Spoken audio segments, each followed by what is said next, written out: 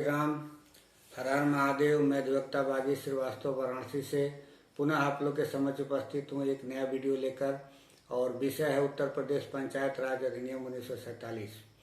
इसके पूर्व भी मैंने लगभग उत्तर प्रदेश लोकल लॉ से संबंधित 34 वीडियो अपने यूट्यूब चैनल पर अपलोड कर दिया है। कृपया आप लोग उसको जरूर देखें, क्योंकि जो भी उत्तर प्रदेश हायर जुडिशरी की तैयारी करने वाले छात्र होंगे, विद्यार्थी होंगे या अधिवक्ता महोदय होंगे, उनके लिए मेरा यह वीडियो बहुत ही लाभप्रद होगा।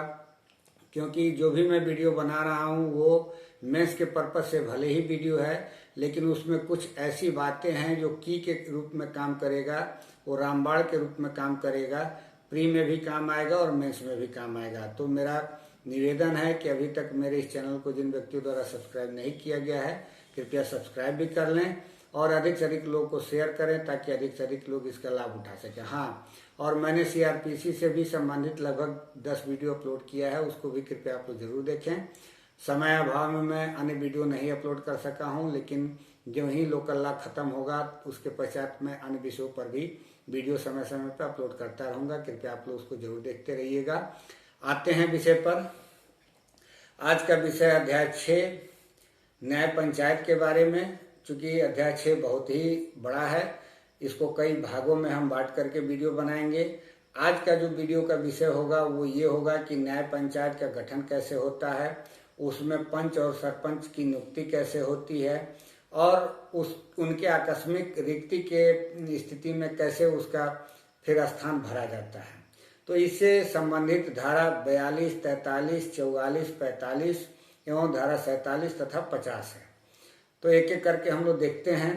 धारा 42 में जो बातें कही गई हैं वो कहा गया है कि राज्य सरकार अथवा नियत प्राधिकारी जिले को सर्किलों में विभाजित करेगा और ग्राम पंचायतों की अधिकारिता के अधीन रहते हुए प्रत्येक सर्किल में उसे क्षेत्र समाविष्ट होंगे जितने इष्टकर हों, तथा ऐसे प्रत्येक सर्किल के निमित्त एक न्याय पंचायत की स्थापना करेगा।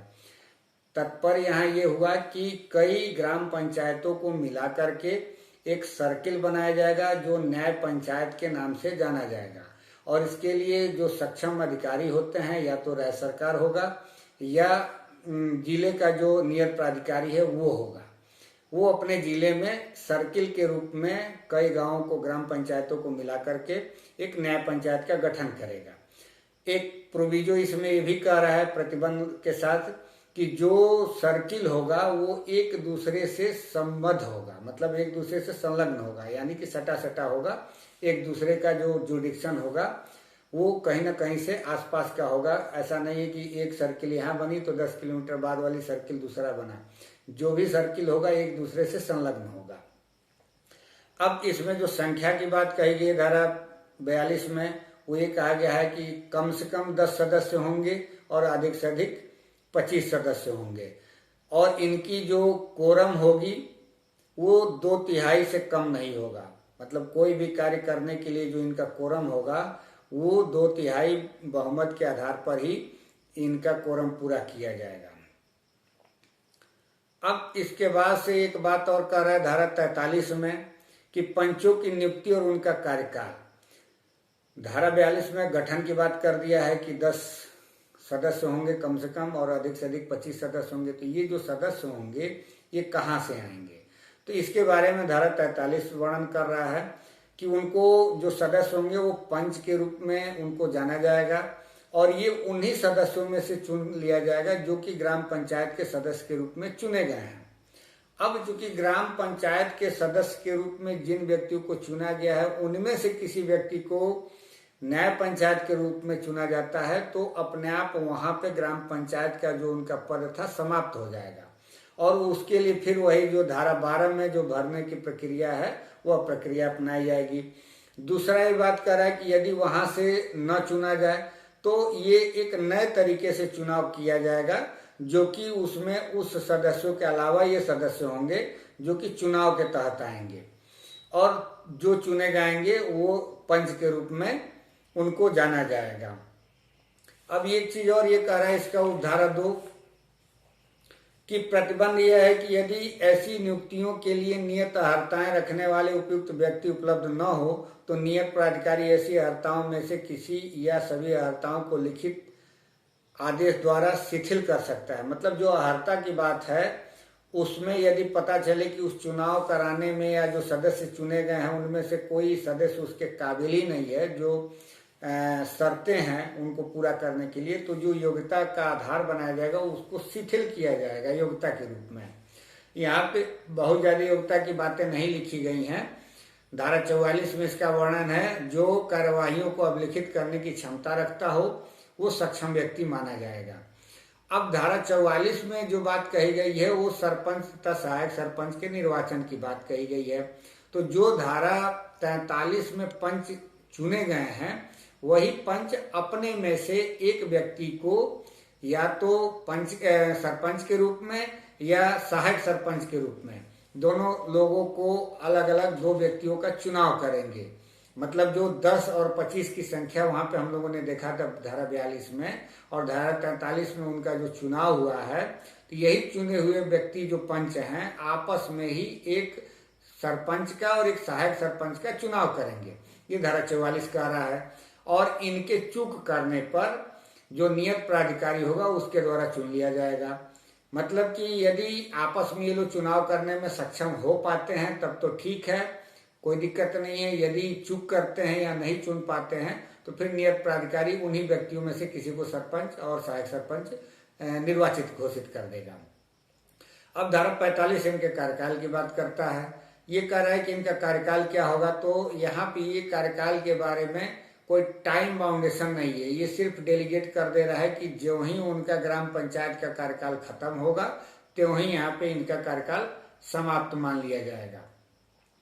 और ये तब तक अपने पद को धारण किए रहेंगे जब तक कि नया उत्तराधिकारी न आ जाए इनका।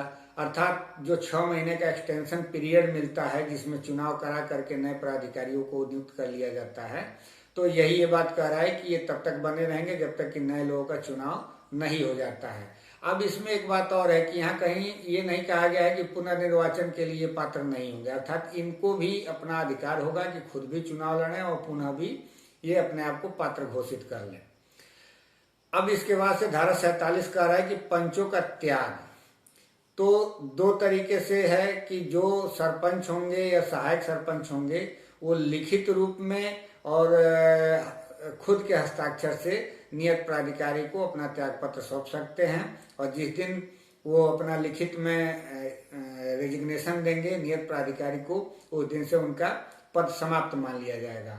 और इसके बाद फिर क्या होगा, जो शेष अवधि बची रहेगी उस शेष अवधि के लिए पुनः चुनाव होगा और वही फिर प्रक्रिया अपनाई जाएगी। जो धारा 12 में वैकेंट होता है तो पुनः उसके बारे में भरा जाएगा, और यदि वहां से न चुन करके नए सदस्यों का चुनाव होता है तो शेष कार्य के लिए जो भी आएंगे वो शेष कार्यकाल के लिए चुन कर आएंगे। अब धारा 50 में हम लोग देख लेते हैं कि आकस्मिक रिक्ति हो जाती है तब क्या होता है। तो ये कह रहा है कि आकस्मिक रिक्तियों का भरा जाना, यदि किसी पंच का पद उसकी मृत्यु हो जाने, उसे हटाए जाने अथवा उसके त्याग पत्र देने के कारण रिक्त हो जाए तो उसे धारा 45 के उपबंधों के अधीन रहते हुए उसके कार्यकाल की असमाप्त अवधि के लिए नियत प्राधिकारी द्वारा ग्राम पंचायत के तत्समय के सदस्यों में से किसी व्यक्ति को नियुक्त करके भरा जाएगा। और यदि वह पंच जिसने पद रिक्त किया हो सरपंच या सहायक सरपंच भी रहा हो तो यथास्थिति एक नया सरपंच अथवा सहायक सरपंच धारा 44 में उपबंधित रीति से निर्वाचित किया जाएगा। इसका कहने का अर्थ यह है कि यदि कोई आकस्मिक मृत्यु हो जाती है या वो किसी को अभियोग लगा करके हटा दिया जाता है या वो खुद इस्तीफा दे देता है तो उस कंडीशन में पुनः उसका चुनाव होगा और उसी तरीके से होगा। जो सदस्य वहां चुने गए हैं उनमें से किसी व्यक्ति को चुन लिया जाएगा तो फिर वही बात आ जाएगी कि वहां पे वो उसका पद रिक्त हो जाएगा तो फिर धारा 12 के अधीन उसको जैसे भरा जाता है वहां भरा जाएगा। यदि उसमें से नहीं चुना जाता है तो नए सिरे से उसका चुनाव कर लिया जाएगा।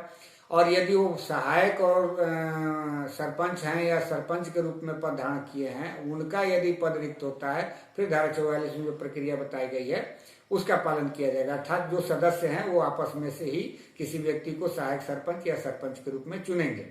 और यदि उनके चुनाव करने में चूक किया जाता है तो फिर नियत प्राधिकारी द्वारा ऐसा निर्वाचन कर लिया जाएगा।